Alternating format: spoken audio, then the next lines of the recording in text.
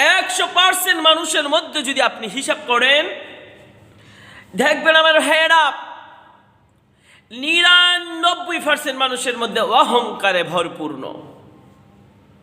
অহংকারে ভরা। একজনকে যদি খুঁজে পান, এইটাও সন্দেহজনক যে তার অহংকার আছে না নাই। কারণ আজকে আমরা আল্লাহর যে একটা ভয় আছে, আল্লাহর যে ভয় করতে হয়, ওইটা আমাদের অন্তর থেকে অনেক দূরে চলে গেছে। আমার ভাইয়েরা, আমার বন্ধুরা,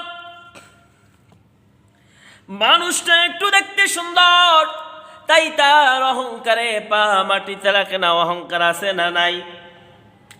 দেখতে একটু লম্বা চূড়া, অন্যজন একটু খাটো বলে সে তাদেরকে দেখে অহংকার করে। একটু সুন্দর বলে অন্য একজন কালু বলে তাকে অহংকার করে। গরিব বলে অহংকার করে, ধনী বলে অহংকার করে। অহংকারের দ্বারা আমাদের অন্তরগুলো সারখার হয়ে গেছে। অহংকারের কারণে আমাদের আমল করতে মন বসে না, নামাজ পড়তে মন বসে না, অহংকারের ঠেলায় জান বাসে না। এত অহংকার। যদি একটা টাচ মোবাইল থাকে, চুলের ডিজাইন রে বাবা রে বাবা, বলা যায় না। হ্যাঁ, জন হাডা দেয়, মনে হয় যে কোটিপতি হাইটে যেতেছে। অহংকারের পা মাটিতে রাখছে না। বাপ দেখলে মনে হচ্ছে আয় হায়, সে তো রাজপুত্র, এমন ভাব নিচ্ছে। অহংকারে পা মাটিতে পড়ে না।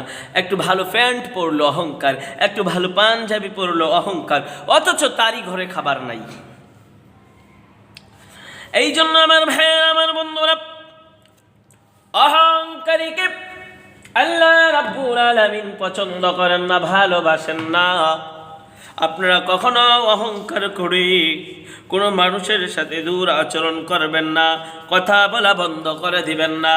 আল্লাহ রাব্বুল আলামিন কুরআনুল কারীমের সূরাতুল লুকমানের 18 নম্বর আয়াতে জানা দিয়েছেন, ওয়ালা তুসঈর খাদ্দাকা লিন্নাস ওয়ালা তামশি ফিল আরদি মারহা। যারা ক্ষমতার কারণে, সুন্দর হওয়ার কারণে, ধনী হওয়ার কারণে গরিবদের সাথে অহংকার করে কথা বলে, জমিনে অহংকার করি, জমিনে অহংকার করা মানুষের সাথে কথা বলে না। সুন্দর বলে, ধনী বলে, টাকা পয়সা আছে বলে অন্যের সাথে কথা বলতে চায় না।